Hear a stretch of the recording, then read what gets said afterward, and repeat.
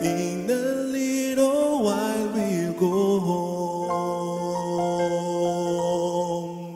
The day approaches faster than we know. Soon we'll behold our God, and we hear from His voice, "It's done, we can go home." My joy will be to see you there. Hold on, be strong, the King shall come. What a joy when we will see the seat of God. Jerusalem, Jerusalem, Jerusalem, my home.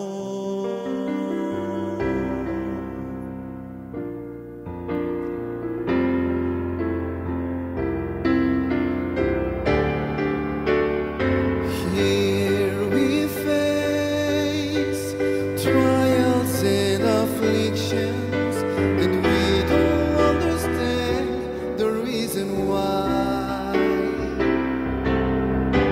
But we have this hope, our faith shall be sight. The loved ones we have lost, God will bring. When we hear from His voice, it's done, we can go home.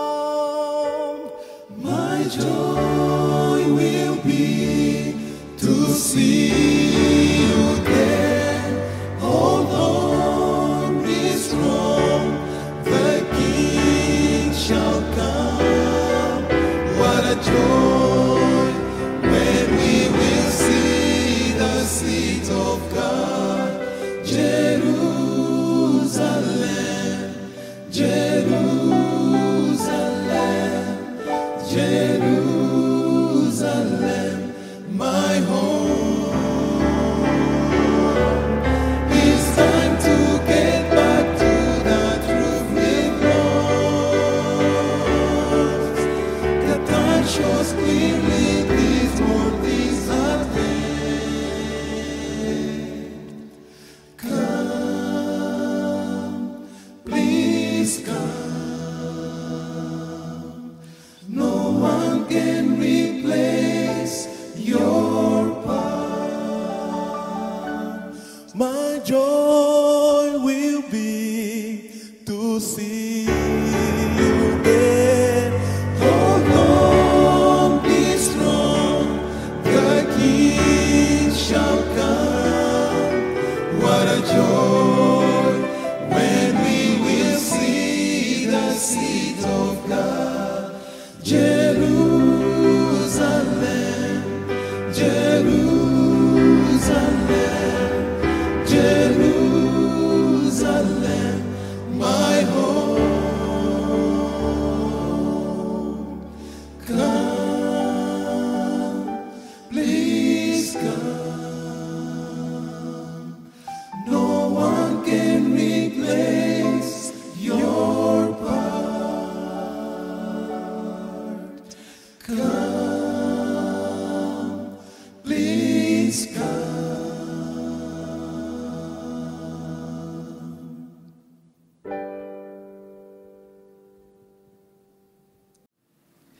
I know that God's own Son lives. What joy this sentence gives. He sought me while a slave, for all blessings to impart. How can I reject such love? Christ, my prophet, priest, and king. He lives to wash away my sins. He is my living hand, interceding for me. In His sanctuary is there. Oh, how thankful we are. Oh God, we are thankful. For you loved us so much that you sent Jesus Christ to die for us. Oh, hallelujah, hallelujah, hallelujah. He's interceding there till He comes. Christ is our hope in times of need. When my heart is broken, He hears my prayer.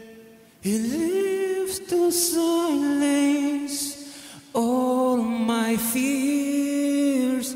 He lives to wipe away all my tears. He lives to calm my troubled heart. Oh, how thankful we are. Oh God, we are thankful. For you loved us so much that you sent Jesus Christ to die for us. Oh, hallelujah, hallelujah, hallelujah. He's interceding there till He comes. He lives, He lives, He lives. Jesus Christ lives. He lives. My Redeemer lives.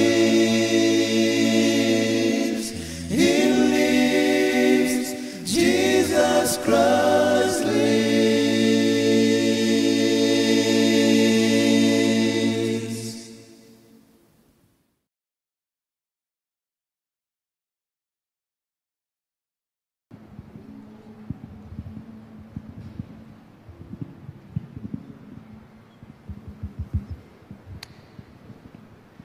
Hear my cry, O Lord, I am afraid.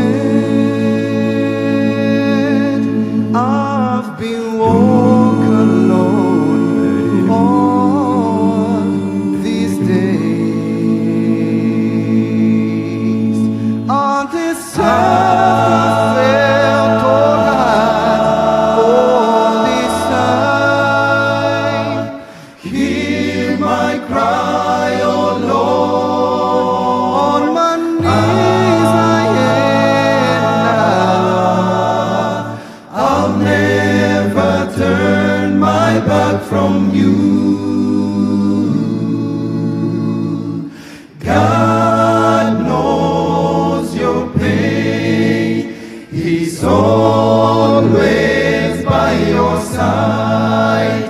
The Lord is your shepherd. He cares for you. The Lord is your keeper.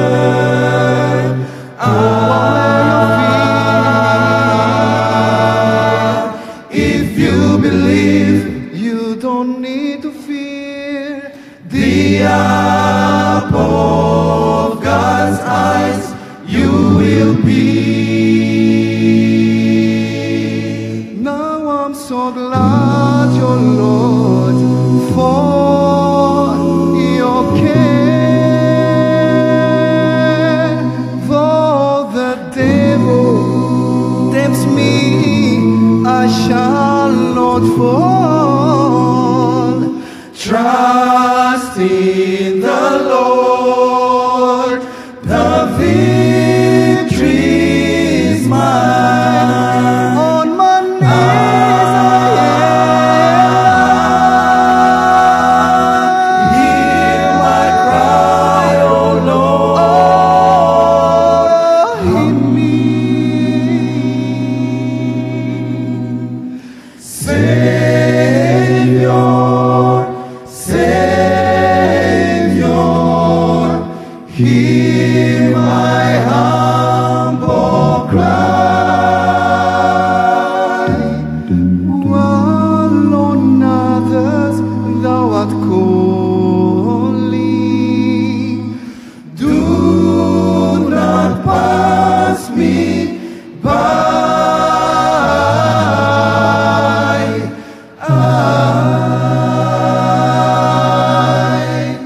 God, He knows your pain.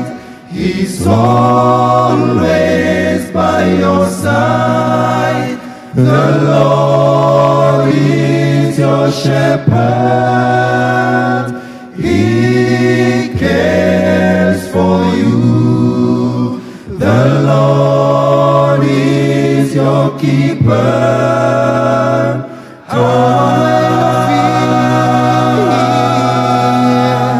If you believe, you don't need to fear. The apple of God's eyes you will be.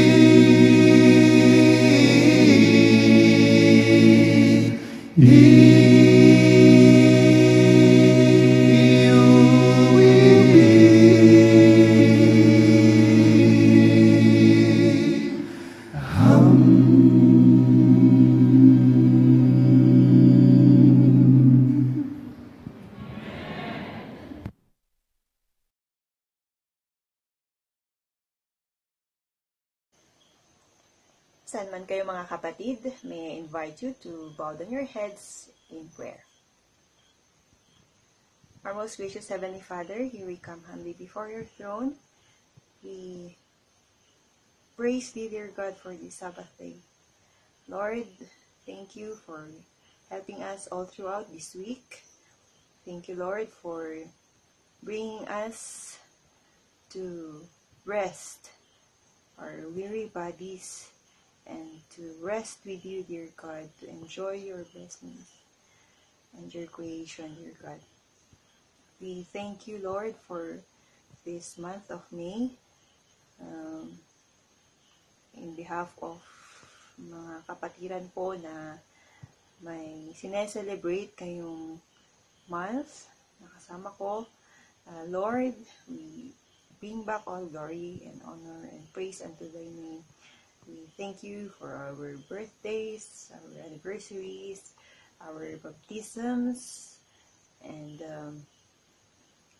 any celebrations, dear God, in this month.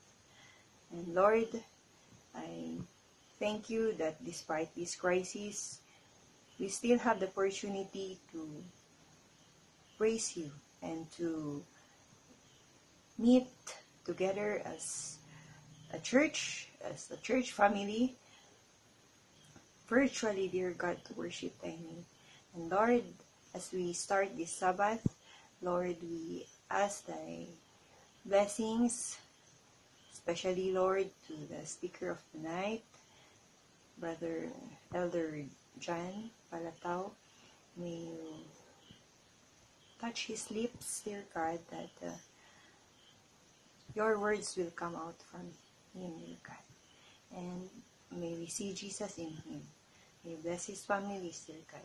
And I also pray for all my church members, dear God, wherever they are, whatever they are doing. Lord, may your will be done.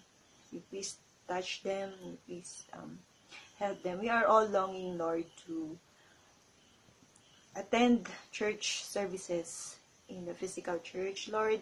But may we use these times, solitary times, to build our family altars.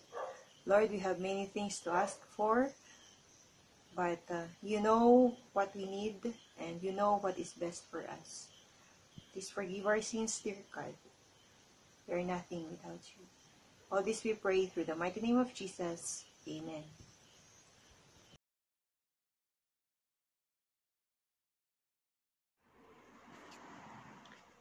Good evening, brothers and sisters. Happy Sabbath.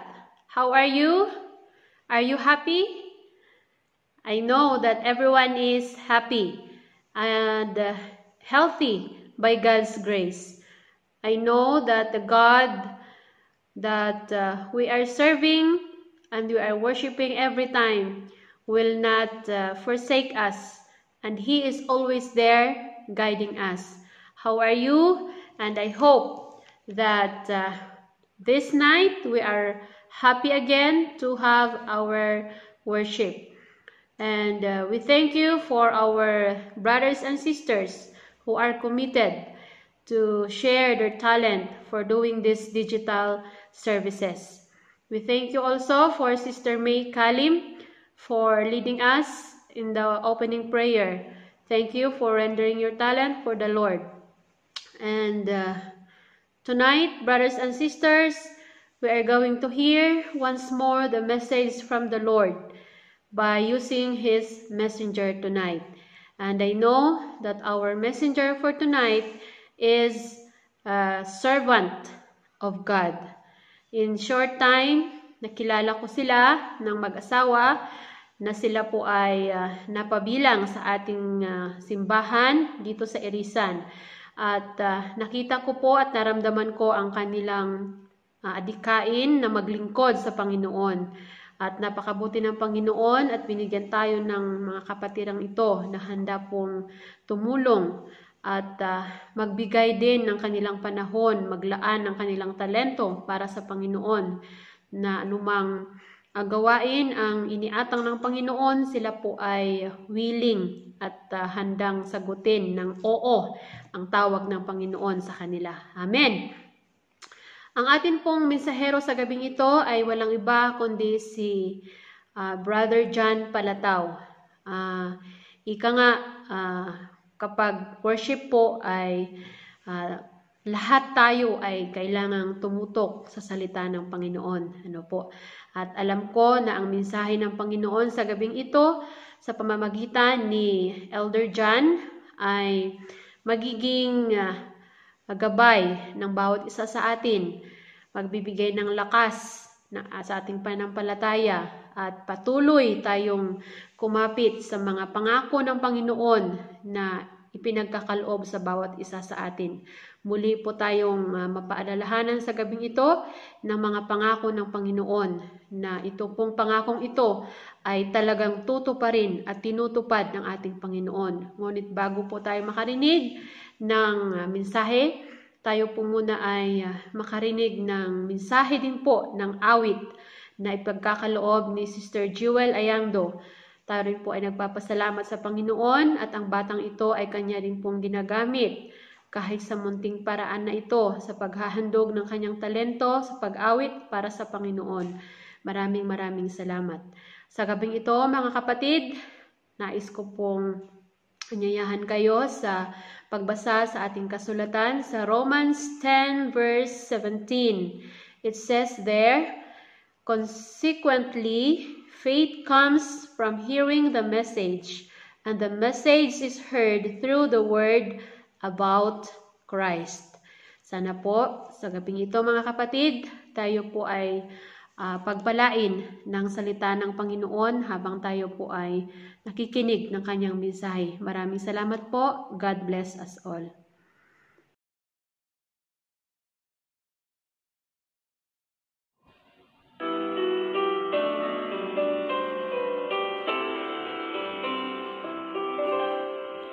This is my journey, like Israel of old.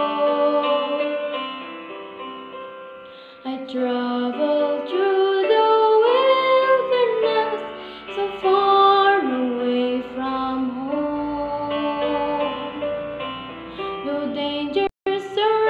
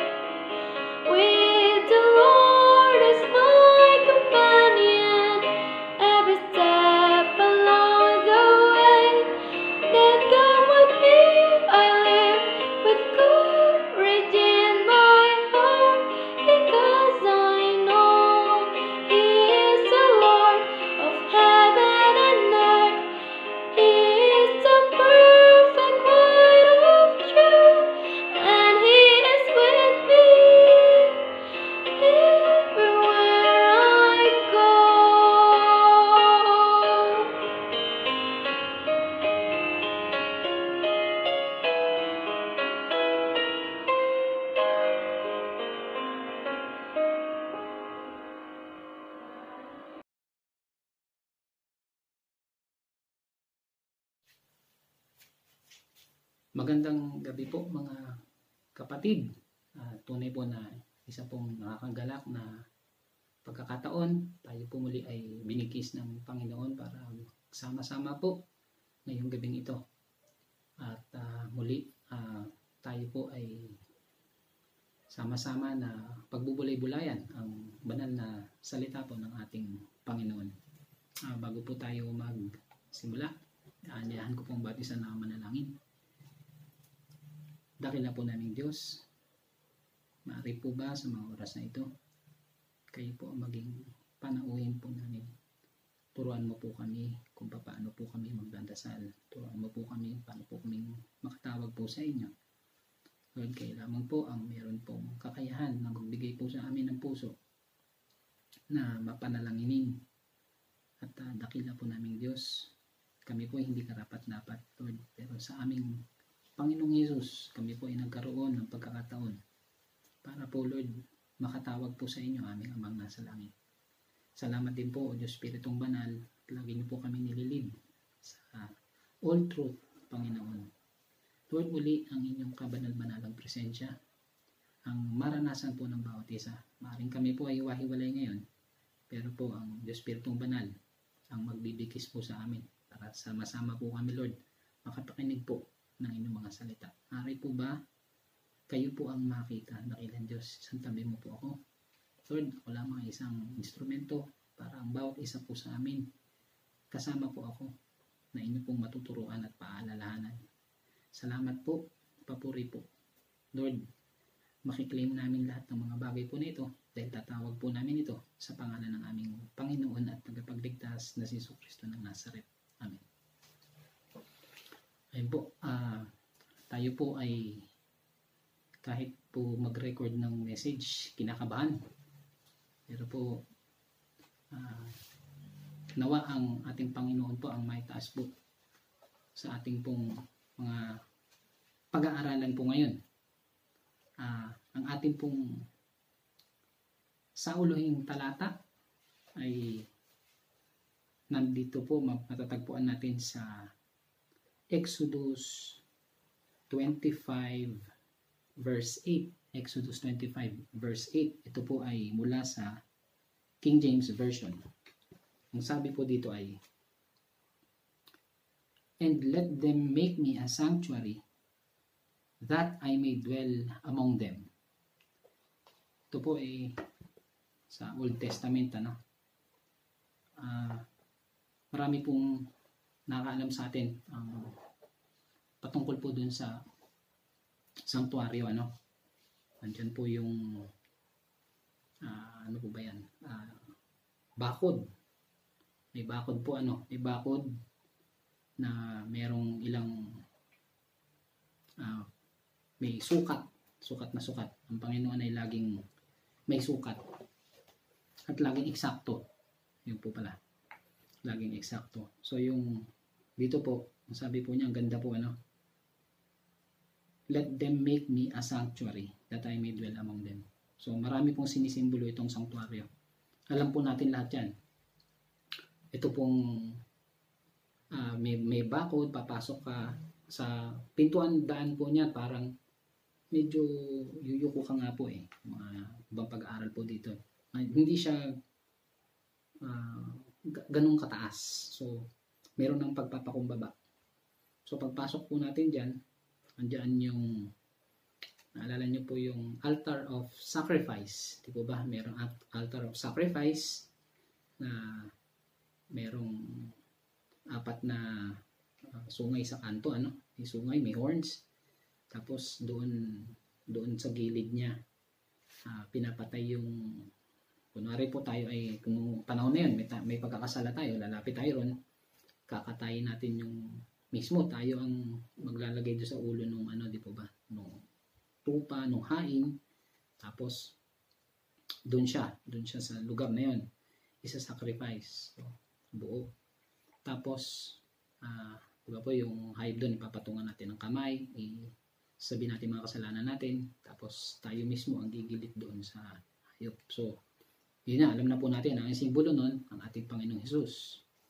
Ngayon, pagdating po rin doon sa pintuan niya, di po ba? May 3 kulay na pintuan na mga tela. Pero bago po yung sa pintuan na yun pala, meron po yung sa baba niya yung, di ba, yung laver, kung saan niya naguhugas yung mga pare o yung mga priest o yung mga saserdote na nandoon. Tapos, papasok ka na ngayon dun sa tabernakulo mismo na merong unang bahagi, yung holy place, at yung pangalawang bahagi, yung most holy place. So, sa unang bahagi, yun nga pala, ang entrance po niya, naalala nyo, di ba, sabi, ay nasa east. Di po ba, nasa east. So, pagpasok mo sa east. So, kung ito ang east, north, nasa kanan. North, yung, andyan yung showbread, yung may 12 tinapay, di po ba? Ang ano nga po nila doon, parang, nakikita ko po, usually sa mga images, tag-anim. Di ba ba? Na, yan yung may bread na tag-anim. Tapos, meron pa nga po silang additional na ano doon 6, parang yung number ng Bible natin, 66 books, parang ganyan. Na ito po ay soaked, parang, so sabihin, binasa or basa ng, di po ba yung insenso, yung ginagamit nilang incense. At meron itong, yan, merong, ano nga po bang sinisimbolo nun? Marami rin po, ano? Ang sabi ng Panginoon, I am the bread of life. So, siya mismo daw yun. Yan din ang kumakatawan sa ating Panginoong Jesus. I am the bread of life.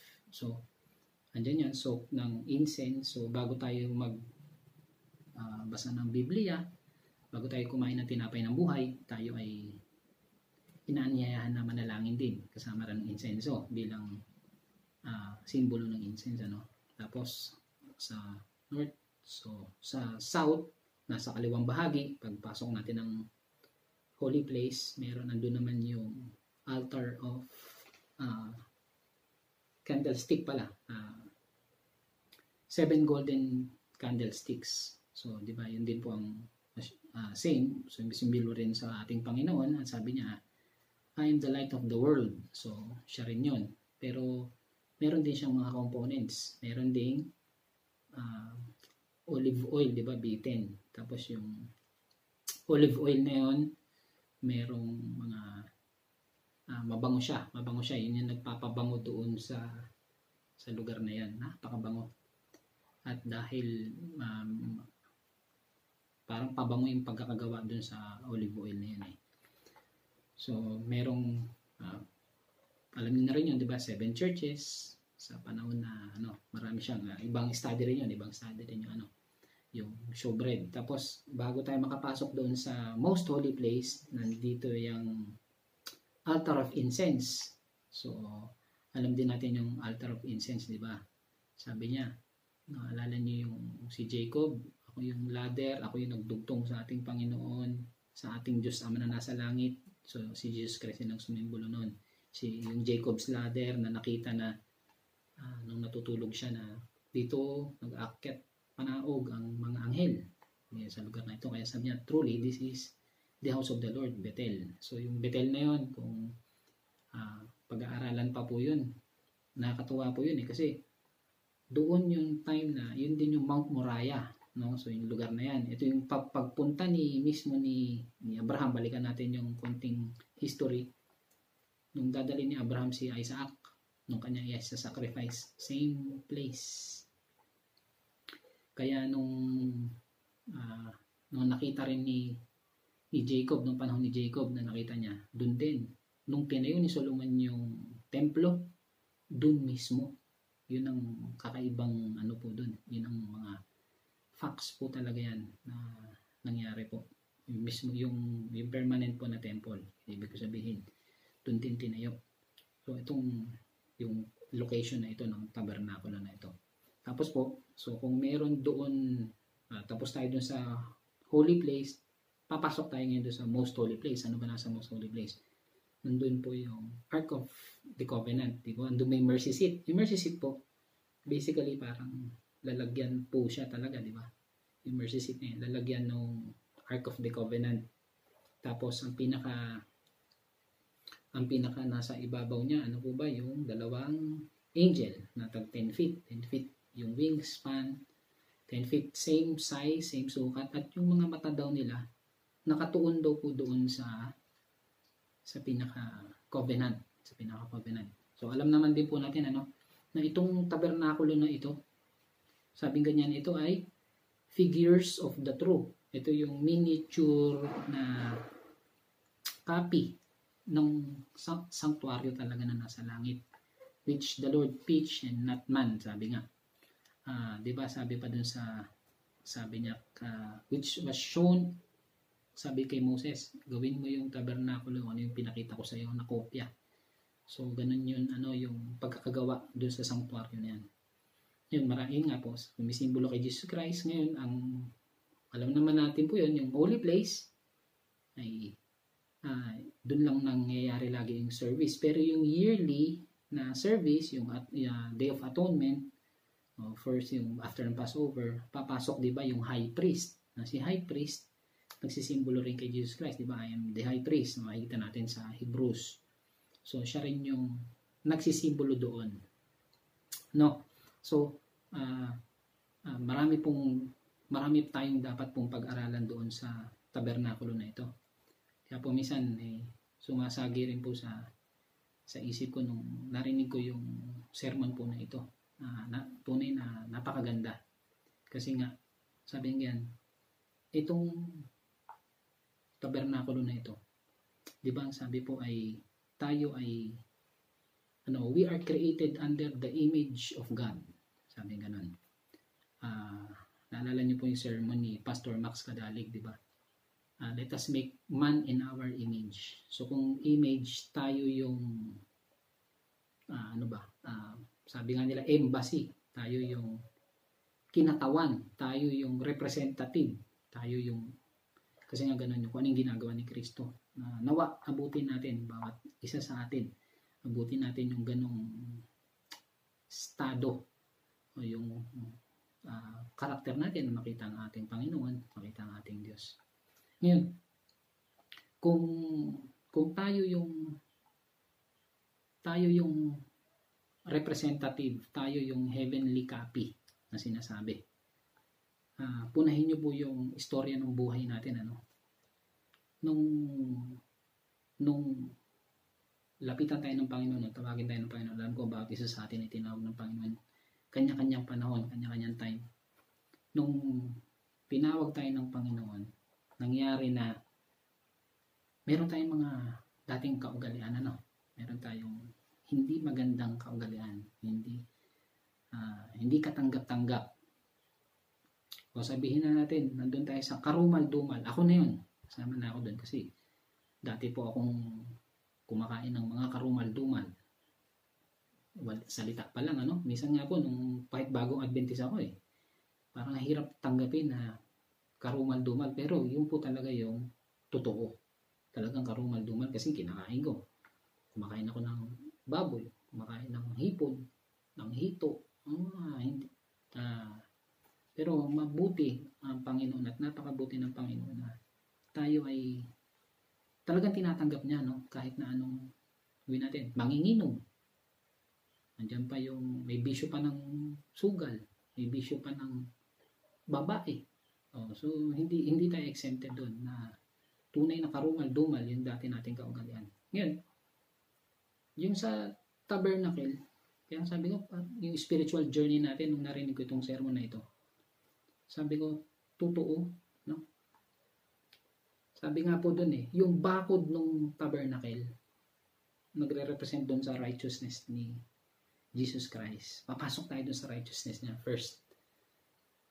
Kasi marumi tayo, hindi tayo katanggap-tanggap, papasok tayo doon sa righteousness niya.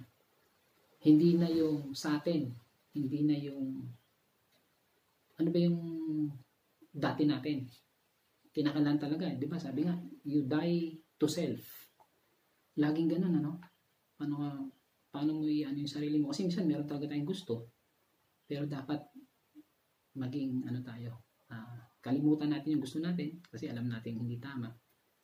Kaya tunay ang fear of the Lord is the beginning of wisdom. Kung hindi tayo matakot sa Diyos at hindi natin naaminin na meron tayong mali, meron tayong kasalanan, hindi tayo makapasok doon talaga sa righteousness niya. So, itong nagsisimbolo ng bakod na ito, di ba, mga puting tela po yan na nakatusok sa bronze and silver na, yung bronze yung stake na pinapasok, tapos, pero may 12 ba yan? Basta may sukat po yan na napakaganda, ng detalye. Masyadong mahaba para pag-aralan. Dito sa panahon natin ngayon, sa time natin ngayon. So pagpasok mo sa righteous, andun ngayon yung sacrifice. Andun yung sacrifice. Andun yung sacrifice. So, ano ngayon yung isa-sacrifice mo? Diba? Yun yung dati mong sarili. Die to self. Talagang papatayin, So, ihahain mo talaga sa Panginoon. Hindi ko alam ito. Yung ako dati, Sabat, hindi ko alam to Lord, pero yun ang sabi mo Yung 7 araw yung pero susundin ko. Kaya nun, parang nagsisimba ako ng ilang linggo na. Pero, parang dahil sanay ka naman magsimba, so dapat, pero may mas malalim pa pala ron. Yan ito, So, hindi mo nasusundin yung sarili mo, magsasacrifice ka ng panahon. Prayer is sacrifice. Sabi nga, di ba, may morning oblation, may evening oblation, may morning sacrifice at evening sacrifice. So, morning sacrifice, prayer, ganyan, sasabit mo yung sarili mo sa Panginoon, hindi ka na iinom, hindi ka na, lahat ng mali na alam mong normal, hindi mo nagagawin. So, yan na, you die to yourself. Yung Sabat, kailangan ipangilin mo ngayon, ano ba yung araw ng Sabat? Leviticus 23:32, from even unto even, di ba? Sabi po doon, so, gabi. So, may sacrifice talaga. Sacrifice mo yung sarili mo. So, kailangan mong gumising na madaling araw. Sa gabi, bago ka matulog, you dedicate yourself, your family, your loved ones, kung nasaan man sila naroroon, kamag-anakan, lahat. So, may sacrifice talaga. So, kailangan talaga i-sacrifice. Yung akala nating masarap sa pagkain, sacrifice. Yung akala natin maganda sa damit sa atin, sacrifice. Yung akala natin maganda sa naininom natin, hindi pala, sacrifice. So, dying to self. Napakalaki pong subject po nito. At least, may magkaroon ng idea tayo. So, bagtas natin mag-sacrifice. Panginoon, gusto ka namin tanggapin pa. Diba? Diba, kaya nga po tayo minsan, nung narinig ko yung pastor sabi ko, Pastor, baptize mo na ako ngayon. Hindi pala pwede ganun. Yan na lang talaga makita mo na sa'yo. Hindi pa pwedeng yung emotions mo na pwede ka nang i-baptize. Gusto ko na i-baptize. Baptize na ako. Hindi pwede. Marami ka pang, you have to die to yourself talaga na ano pa ba yung mga dapat gawin, ano yung mga practices na mga kapatiran na pwede natin makita, pwede natin emulate, gayahin. So, ayan So, ito na. Nakikita ka na. Ito, lagi na ito nagsasabat. At yung trabaho niya, gano'n na rin. Gano'n Hindi pa pwedeng pumasok tayo dun sa ng Panginoon, pero magtatrabaho pa ako ng may pa ako. So, ang dami pong isa-sacrifice, yung work mo, kakausapin mo yung boss mo, yung mga kaibigan mo, kakausapin mo rin, hindi na ako ganyan, sabi ng Panginoon ganyan. Alam ko po, marami po sa atin dito, nagkaroon ng pagsubok. Diyan, mga kaibigan mo nawawala. Dahil andun ka na sa righteousness ng Panginoon, nagtatry ka na sumunod sa Kanya. So, natutuwa ka, minsan papabalita mo sa kaibigan mo, ipapabaptize na ako. Siyempre, tuwan-tuwa ka kasi may schedule yung baptism mo Tapos sasabihin sa'yo, di ba, ganun parang, Brad, huwag ka muna magpabaptize. Ang dami pagsubok, Kasi, maraming ganito, maraming dahilan. So, dahilan ng kaaway pala yun, later on nalaman ko. At, yun na nga, So, pagtapos natin ng sacrifice, ng mga natin, Panginoon, gusto ko nang sumunod sa'yo, gusto ko nang maglingkod sa'yo, marami akong dapat na i-give up na akala ko normal. So, ito na yung baptism. Sa baptism po, di ba, ano nga po ang simbolo ng baptism? Ang sabi nila ay, yung paglubog? Baptiso. So, yun yung term nila, talaga yung immerse. So, parehas ng mga baptist. Yung gusto nila, hindi yung wisik or hindi yung sprinkling. Doon po sa baptism, Si Jesus Christ nga, di ba, sabi nga mismo ni Elijah o ni John the Baptist, sabi niya, dapat ikaw talaga yung magbabaptize sa akin, pero sabi niya, hindi, suffer it now. So gawin natin para ma-fulfill lahat ng prophecy. So dahil ginawa ni Jesus Christ yung baptism, ano nga yung simbolo? Pag sabi, dati mong old man, pag lubog mo sa tubig, temporary mo na pagtigil ng hininga, symbolizing yung death. Tapos yung kamatayan mo sa paggawa ng kasalanan, yung kasalanan mo, yung mga ginagawa mo dati. So lubog ka doon. Pag umahon ka, new life, kasi yung pag mo naman ng breath mo na naman, na hininga at ang pamumuhay na sa piling ng Panginoon. So, ang ganda ang tanong, minsan kasi po, meron kasing, alam ko, baka narinig nyo na rin yun, kasi yung iba, gusto lang, baptism, numbers. So, ano pong ginagawa? Papaptize ka na kasi ganito, ganyan. Ang katwiran nga po ng iba, bago ka naman papasok sa school, bago ka mag-aral, mag-enroll ka muna. So, ang katwiran nila, enrollment daw yung baptism. Nakalimutan na yung mag-sacrifice muna. So, yung mag-sacrifice ka na, i-give up mo lahat. Kasi minsan ganun i-give up ko lahat, Lord, para sa iyo. Gusto kong sundin kita, kahit hindi ko pa naintindihan, pero gusto kong sundin mo kasi yun ang pinagagawa mo. So, may ganun di ba? Minsan tayo kasi meron tayong katuwiran So, kung nabaptize ka, nang hindi ka nagsasacrifice, na baka po narinig nyo na yung ibang kapatid natin na born with the silver spoon. So, hindi ko maalis yung hikaw ko kasi pinanganak na akong ganito Pinanganak na akong mayaman. Hindi ko maano yan. So, although hindi talaga natin din pwedeng puwersahin yun or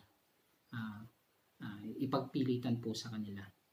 Maganda din naman po yun. Kaya po, ang tunay po, ang sacrifice is personal po talaga. Pansarili talaga yung marating doon Hindi mo pwedeng insist sa tao. Maaaring i-remind mo sa kanya. Pero until such time na siya makaka-realize ng ganun. So, pero ngayon, kung ibabaptize natin siya for the numbers, nang hindi siya convinced sa sarili niya or napilitan siya kasi kaibigan, ay best friend ko ito nagyaya at hindi naman nakita ko sila, mababait sila. So, ang nangyayari po, meron tayong karakter na hindi give up. Kaya pag naglalaban yung pakiramdam natin. Kasi minsan, halimbawa yung trabaho, hindi natin give up. Kontrata yun, trabaho yun, sweldo yun, pera yun, which is tunay na kailangan natin. Pero, on top of it, sa totoo, ang Panginoon naman na nagbibigay talaga ng trabaho. Ang Panginoon naman talaga mag-grant sa'yo. Hindi naman talaga yung tao. Hindi naman talaga yung kumpanya. Ang Panginoon pa rin na naglalagay sa atin. So, minsan, parang, siyempre, dahil wala kang sinacrifice na ay hindi, tatrabaho pa rin ako. Wala naman nakakalam, wala naman nakakita. So, ganun, Ang nangyayari tuloy, yung normal, nagiging normal na lang sa atin yung, sige, baptize na lang yan. Bahala ng Holy Spirit na dyan, ganun. Kaso, minsan, nagiging daan yon para yung dati nilang dati kong kaugalian, maaaring ipipilit ko. Or, may portion lang na ni-reserve ka para sa sarili mo.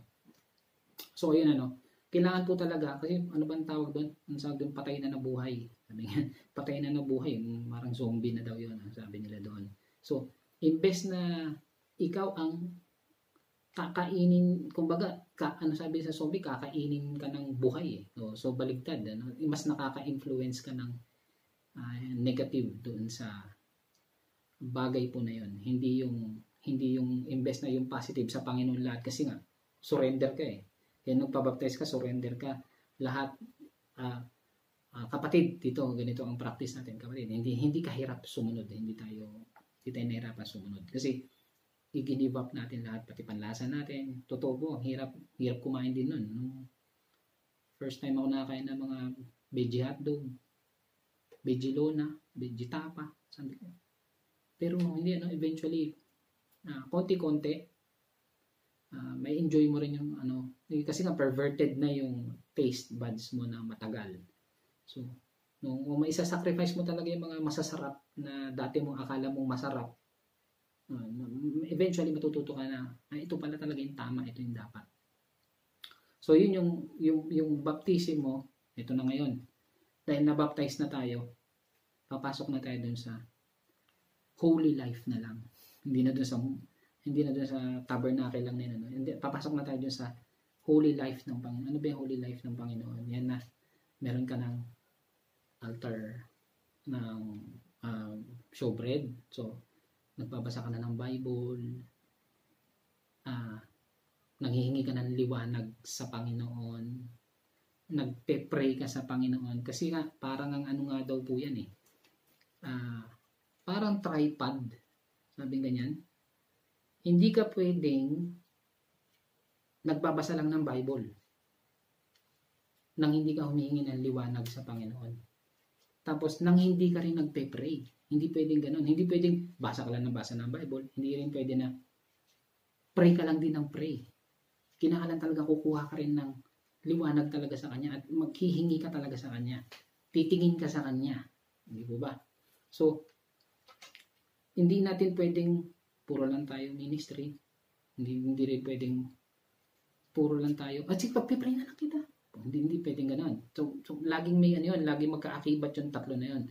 Yung prayer, yung pagbabasa ng Bible, tsaka yung light mo na yun. Yung light mo na yan, ang tanong, paano mo nga yung light mo? Kung hindi ka gagawa, papakita mo talaga yung light mo. Kaya nga, kung tayo ay representative ni God, tayo yung embassy niya, tayo yung, anong tawag diyan? Tayo yung ambassador, tayo yung tabernacle na sinasabi. Pag sinabi tabernacle, nananahan sa iyo ang Panginoon, that I may dwell among them. Itong tabernacle na to, ito na to eh. Ito na yung karakter natin, ito na yung righteousness ng Panginoon, nakikita sa atin. Di ba? Meron tayong sacrifice, meron tayong baptism, yes, 1, 2. Tapos ito na yung holy life natin, pinapakita na natin. So dapat, ano yun, balansado yun. Hindi pwede yung paanong tripod, naiksi yung isa. O yung isa, dalawa. Tingin ko, sa tripod nga, tanggalin mo yung isa, di ba? Hindi makatayo yun eh. So, merong ano yun, merong ano siya, tutulungan, kailangan ng isa't isa. No, may prayer life tayo, may paggawa tayo, at lagi tayong kumakain ng salita ng Diyos. So, prayer, salita ng Diyos, at saka yung paggawa, yung makita sa atin, tayo yung maging light, tayo yung maging, you are the light of the world. We are the children of the light, children of the morning. No, tayo yun. So, ang ganda ng symbolism po, ano? Tapos, di po ba, sabi pa nga po dun, yung tabernacle, oo, ginto siya. Pero, at the walls, ang sabi po dun, puro angels po yan eh. Puro angels, ukit, na nakaukit. Kasi nga sa heavenly bodies, di ba? Sa langit na bayan, puro angel talaga yung nagmi-minister sa Panginoon eh. Tapos merong bell and pomegranate, di ba? May ganun yan eh. Yung mga ukit dyan eh, na napaka-intricate ng detalye na yan, na ginawa nila, o Holiyab ba yan, o ang mga day nights na mga ginamit ng Panginoon dyan. So, tayo ay, kung ang pamumuhay natin, ano, ganun po, ano, ini-encircle tayo ng mga angels, siguro napaka-influential natin, ano, gaya ng ating Panginoon. So, meron tayong holy life na dapat natin talaga ipamuhay. Ito maganda, ano, merong most holy. Kailan kaya yun, ano? Eh, kung sabi ni John, nakita niya yung covenant eh. Nakita niya, nagbukas yung langit, nakita ko yung covenant. Yun ang pangitain sa Revelation eh. So, ibig sabihin, most likely, itong most holy life, nasa langit na bahay na tayo nito. Ito na yung ano natin. Andun na yung makikita na, pagpasok mo kasi doon, andun yung mercy seat, andun yung covenant. So, ito yung figures of the true. Yun yung langit na bayan, andun yung most holy life na yun. Most holy na yun, wala nang ano daan lagad doon, ano, wala nang dumi, wala nang iyakan, wala nang sakit, wala nang ano. Napakaganda. Andun na yung piling ng Diyos. Bakit daw ba yung matanong anghel nakatitig doon sa covenant? Di po ba? Parang may aral din po sa atin yun eh. Na yung ating mga mata, ituon din talaga natin doon. Na dapat na nakikita. Ay nga pala, meron ako na, ano, yung altar of incense, na medyo hindi natin masyado na-touch yun. Yung altar of incense, ang sabi doon, meron po yung tatlong bahagi ba o ilang pirasong mixture ano sabi doon, yung onyx, stacte, tsaka yung pabango. Basta may pabango pa siya, may isa pang perfume. Yun yung incense, yun yung ano nga po ba yun? Yung onyx, kung yun yung ano ba yan? Halaman ba yan? Meron po kasi dyan isang mabango, yung isa parang mabaho. Mabaho po yan eh. Kaya pag minix mo yung dalawa, kasi yung ano niya, yung pagtagal nung amoy, nung bango.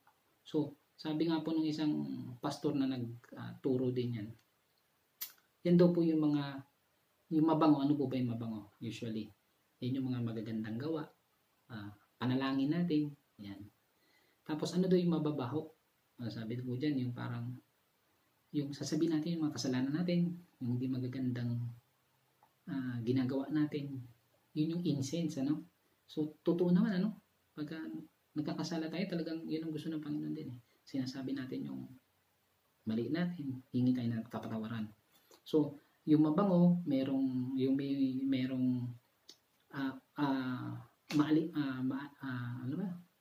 maalingasaw, ganyan, yung kung paano daw ba ito, yung magpapuri, yung pasasalamat, ganun po. Ang ganda po nun, kaso isang pag-aaral na naman daw po yun.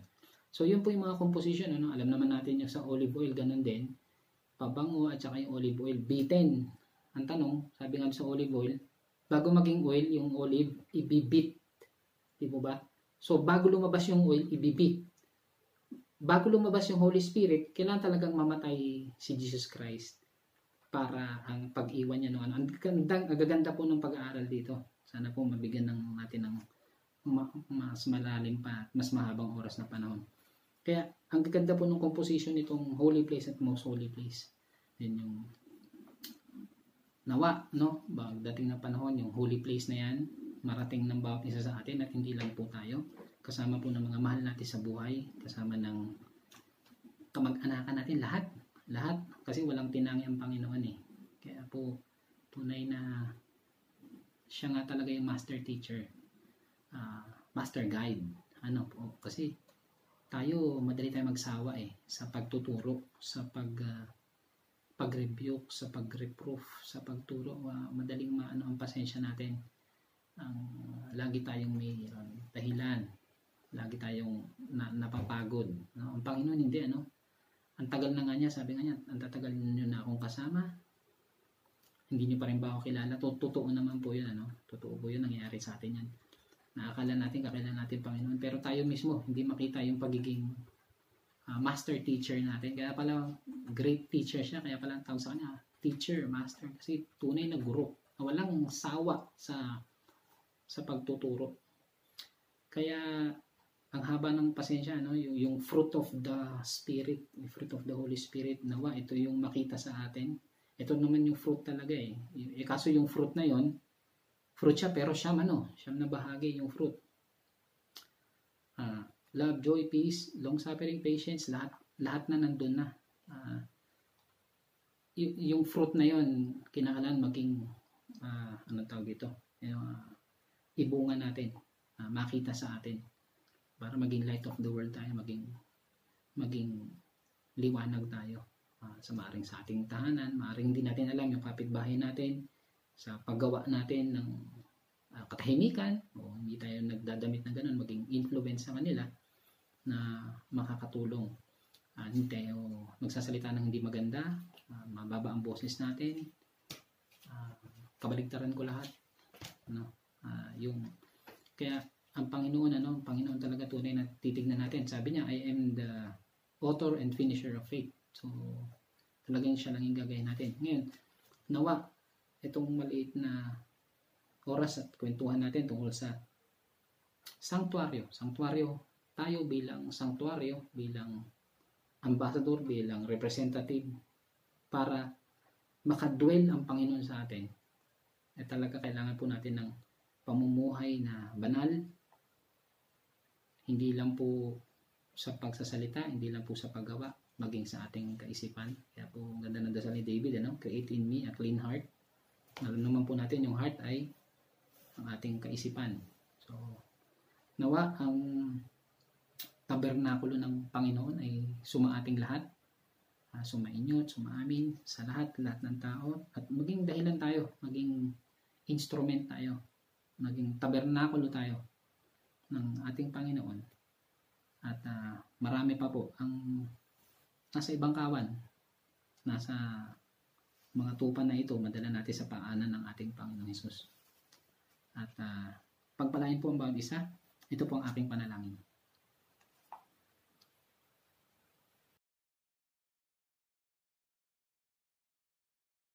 Tayo po ay manalangin. Dakila po naming Diyos, salamat po, papuri po sa inyo, Amang Banal. At kami po ay inyo po laging pinagtsatsagaan, pinagtitiisan, lagi niyo pong tinuturuan. Ama, tunay po ang inyong kabutihan sa amin. Kami po ay lagi po na kumikiling sa paglayo po sa inyo. Lagi po kami nagpupumiglas, Ama. Tulungan mo po kami na kami lagi pong nag-aantay po sa inyong paanan. Lagi pong kayo pong kakausapin. Gaya po ng sanctuary po na inyo pong ipinatayo noon.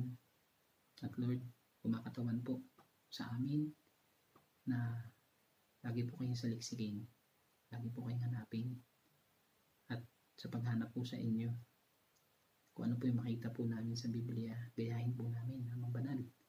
Lord, hindi man namin ma-perfect lahat, pero po Lord, mag-aspire po kami na magawa at magampanan po namin ito. Pari po ba, ang banal na spirito po ay aming inianyayahan. Kami po ay laging samahan. Lord, alam po namin, tinatawag mo kami, naririnig po namin. Kaya tulungan mo po kami, makatalima po kami dito. At Lord, kami ay tumataas ang boses. Nandyan po kayo nagpapaalala na kami tumigil. Kami po ay nagsasalita. Lord, pinipigilan mo po kami. Salamat po sa inyo. Alam po namin, Lord, hindi mo po kami pinababayaan. Marami po kaming kaligtasan na natamo dahil po sa inyo. Lord, kami maging mapagpasalamat, maging mapagpatawad po dahil po ng aming Panginoon Hesus. At Lord, lagi pong iasa, Lord, ang aming araw, ang bawat araw ng aming mga buhay. Sa umaga, Lord, i-dedicate po namin ito sa inyo. Sa gabi po, ipagpasalamat namin ito. Lord, muli, ang malaking bahagi po, ang double portion po ng Diyos Spiritong Banal, sumaamin sa aming pamilya, sa lahat po ng kapatiran namin, sa lahat po ng Adventist sa buong mundo, Lord. Tulungan mo po kami, matuto po kami mag-sacrifice ng aming mga sarili, ng aming mga gusto, para po sa cause po ninyo. Lord, marami pong tao ngayon ang lumalapit, Lord, sa inyong paanan. Marami po kaming mga kamag-anakan, mga kaibigan, mga naging bahagi po ng aming buhay, na ang pinag-uusapan po ay kayo. Lord, maging instrumento po kami na pagpapaalala po sa kanila. At Lord, bigyan mo rin po kami ng kapakumbabaan kung kami po ay magsasabi po sa kanila. At itsantabi mo po kami, Lord. Ang aming Panginoong Hesus, ang aming pong itaas po, Ama. Tulungan mo po kami. Hindi po kami, Lord, ang aming Panginoong Hesus. Kulang na kulang po ang aming ginagawa. Lord, na panahon, kulang po ang time namin. Marami po kaming dahilan. Nandiyan po ang aming mga pamilya, ang aming mismong pamilya, Ama. Tulungan mo po kami na sa kanila po mismo, sa mga dinadahilan namin, sa kanila po kami kumilos, sa kanila po kami gumawa. At simulan po namin sa aming bakuran, nang kami po ay makalabas din. Awa ng Diyos, labas po ng kami yung magamit mo pa po. Dakilang Diyos, pagpalain mo po ang lahat ng kapatiran sa buong mundo. Sa lahat po ng mga nakakahalubilo po namin. Makita po kayo, Ama. Maitaas po kayo. Hindi po kami, Ama. Lord, marami po kaming kakulangan. Marami po kaming kamalian. Marami po kaming kasalanan. Masyado po kaming makamundo. Masyado po kaming makasarili. Kapatawaran po ang aming hiling.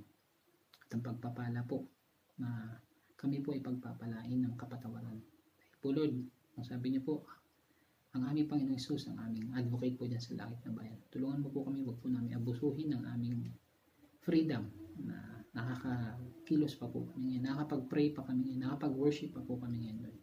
Tulungan po kami, magpakatatag po kami para po sa magdating na panahon, Ama, na ma-withdraw po ang banal na spirito. Kawa kami po ay nasil po ninyo at mapuno po ng Diyos Spiritong Banal.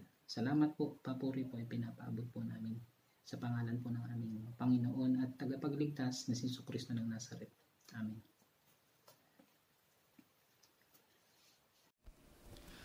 Lumapit sa Kanya, ibigay buong sarili, puso't kaluluwa. Huwag na maghintay pa, ngayon mo ito gawin, sapagkat di mo batid kung anong dala ng bukas para sa'yo.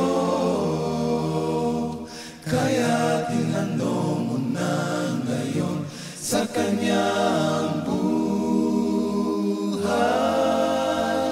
mo. Napag-isip-isip mo na ba ng buhay mo? Kung bakit ka ininilagay sa mundo ito? Kung saan ka nagaling, kung saan nakatotoohan, may dahilan kahit hindi mo ito alam. Ano kaya ayaw gagawin? Mapapatuloy ka ba sa iyong magagawain? Kung magbabago ka ay simula mo na ngayon, tutulungan ka na Panginoon. Lumapit sa Kanya, ibigay buong sarili, puso't kaluluwa. Huwag na maghintay pa, ngayon mo ito gawin, sapagkat di mo batid kung anong dala ng bukas para sa'yo. Kaya tinanong mo na ngayon sa Kanyang buhay mo. Buhay natin ay pasamatalang, isasaglit ika'y buhay, tapos wala ka na. Kaya't ngayon ang panahon, harapin ang katotohanan, sa Diyos langgat na may buhay na wala hanggan. Lumapit sa Kanya, ibigay buong sarili, puso't kaluluwa. Huwag na maghintay pa, ngayon mo ito gawin, sapagkat di mo batid kung anong dala ng bukas para sa'yo. Kaya tinanong mo na ngayon sa Kanyang buhay mo. Huwag na magduda pa, ngayon gawin mo na.